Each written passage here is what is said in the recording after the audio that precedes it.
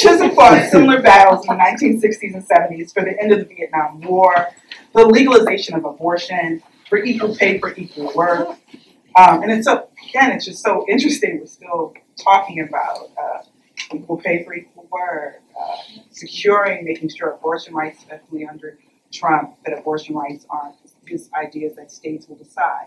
And that was the initial problem, that states decide. So New York was one of the first states to legalize abortion and use that model of fighting, using women's voices to make sure it was legalized everywhere. So Roe v. Wade is based on New York as being the first example.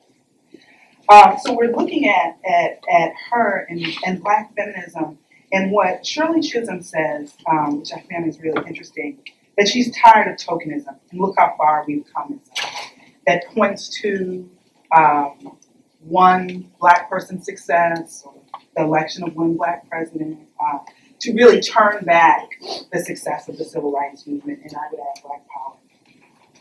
So she describes herself, and she says, "I'm the candidate of the people. My presence before you represents a new era in American political history.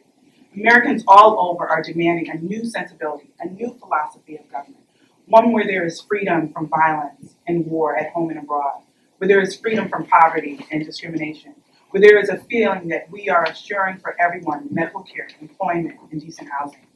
Those of you who agree with me that the institutions of this country belongs to all the people who inhabit it." And she said that in '71 before she actually announced her presidency.